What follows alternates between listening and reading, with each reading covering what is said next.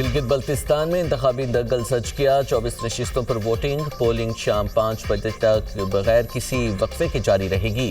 403 امیدوار مد مقابل، مسلم لیگ نون، پیپلز پارٹی اور دیگر جماعتوں میں کانٹے کا مقابلہ۔ گلگت بلتستان میں 9,58,480 ووٹرز ہیں۔ مرد ووٹرز کی تعداد 5,03,772 اور خواتین ووٹرز کی تعداد 4,54,708 ہے۔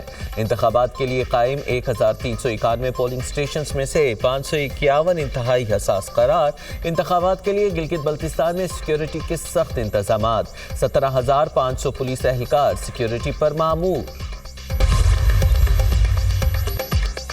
گلگت بلتستان الیکشن میں بڑی جماعتوں میں بڑا مقابلہ، پاکستان پیپلز پارٹی پارلیمنٹیرینز کے 23، مسلم لیگ نون کے 22 امیدوار میدان میں، جمعیت علماء اسلام کے 9، اسلامی تحریک پاکستان کے 10، مجلس وحدت المسلمین کے 7، استحکام پاکستان پارٹی کے 15 امیدوار ہیں۔ پاکستان نظریاتی پارٹی کے 10 امیدوار الیکشن میں حصہ لے رہے ہیں۔ خطے میں قیام امن کمیشن محسن نقوی تہران پہنچ گئے۔ وفاقی وزیر داخلہ کا دورہ ایران، واشنگٹن اور تہران کے درمیان ثالثی کی کوششوں کا حصہ ہے۔ محسن نقوی کی ایرانی ہم منصب اسکندر مومنی سے ملاقات، ایران امریکہ جنگ اور مذاکرات سے متعلق گفتگو، خطے کی صورتحال اور دو طرفہ تعلقات پر تبادلہ خیال۔ میڈیا ٹاک میں کہا، حالیہ صورتحال پر آیت اللہ کے لیے فیلڈ مارشل کا خصوصی خط لے کر آیا ہوں۔ سپریم لیڈر مشتبہ خامنہئی کے لیے وزیر اعظم شہباز شریف کا پیغام بھی لایا ہوں۔ امید ہے وزیر اعظم اور فیلڈ مارشل کی کوششوں سے بحران جلد ختم ہو جائے گا۔ باقر غالباف، عباس عراقچی اور اسکندر مومنی کی قدر کرتا ہوں۔ محسن نقوی ایرانی وزیر خارجہ عباس عراقچی اور دیگر اعلیٰ ایرانی حکام سے بھی ملاقاتیں کریں گے۔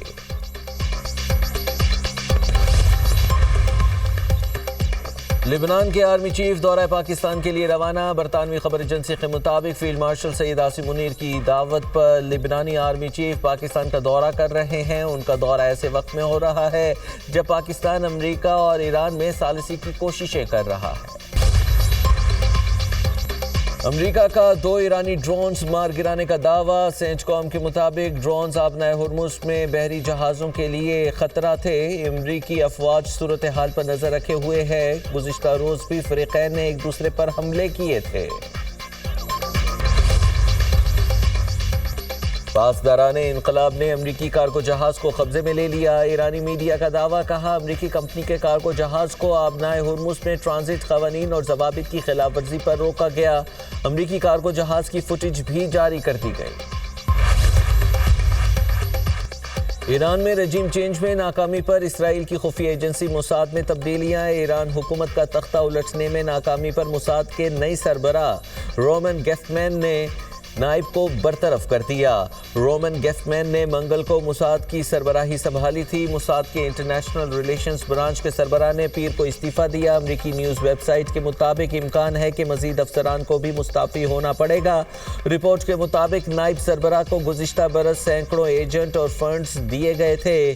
برطرف نائب سربراہ کا نام ظاہر نہیں کیا گیا، صرف حرف اے سے منسوب کیا گیا۔ اسرائیل امریکہ ایران مذاکرات کی انتہائی جارحانہ انداز سے جاسوسی کر رہا ہے۔ امریکی اخبار کا دعویٰ، رپورٹ کے مطابق پینٹاگون نے اسرائیل کی جانب سے جاسوسی کے خدشات کو انتہائی سطح تک بڑھا دیا۔ امریکی اہلکاروں کے حوالے سے اخبار کا دعویٰ ہے کہ امریکہ اور اسرائیل ایک دوسرے کی جاسوسی کرتے ہیں، جسے برداشت بھی کیا جاتا ہے، مگر اسرائیل امریکی مذاکرات کاروں کی باتوں کو خفیہ انداز سے سن رہا ہے۔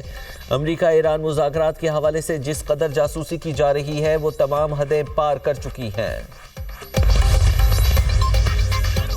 امریکہ ایران کے منجمد اثاثے خلیجی اتحادیوں کو فراہم کرے گا۔ غیر ملکی خبر ایجنسی کے مطابق خلیجی ممالک ایران کی جانب سے ہونے والے نقصانات کا ازالہ کر سکیں گے۔ امریکی وزیر خزانہ نے ٹیم کو خلیجی ممالک کو پہنچنے والے نقصانات کا تخمینہ لگانے کی ہدایت کر دی۔ ملک کے بیشتر علاقوں میں شدید ہیٹ ویو کا خدشہ۔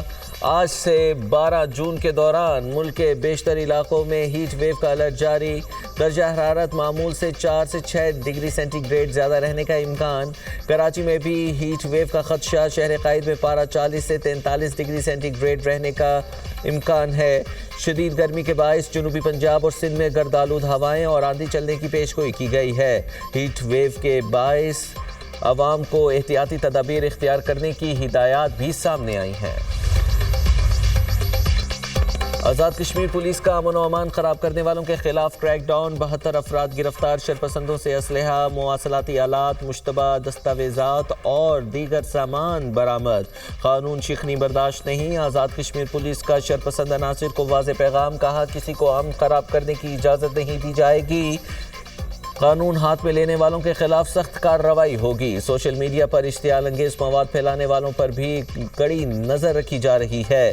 شہری افواہوں اور اشتعال انگیزی سے گریز کریں۔ کالعدم جوائنٹ عوامی ایکشن کمیٹی 2023 میں قائم کی گئی، بنیادی مطالبات صرف 3 تھے، بعد میں تعداد بڑھ کر 38 ہو گئی۔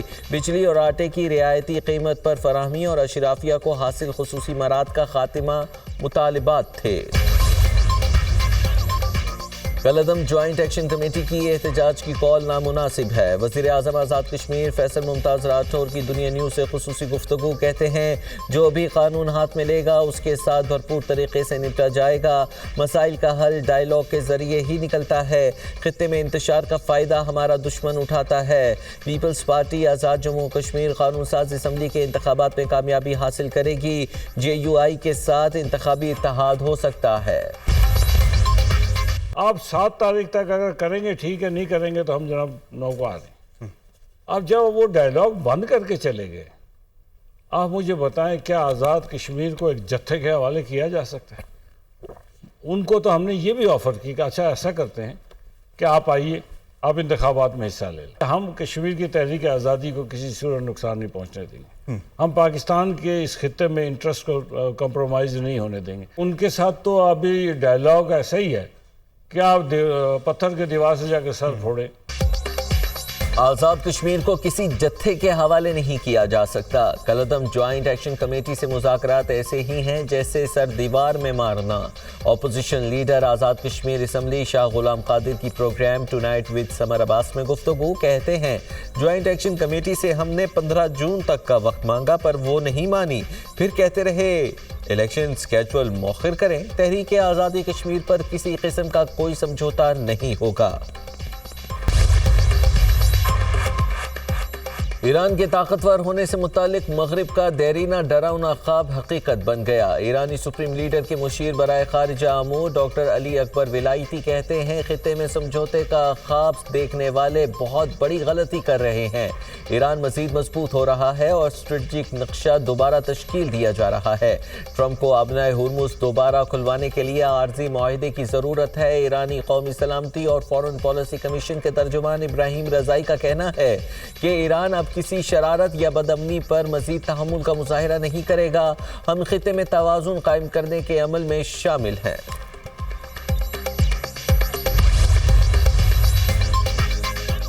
اسرائیلی فوج کا لبنانی فوجی گاڑی پر حملہ، 2 افسران سمیت 3 فوجی شہید۔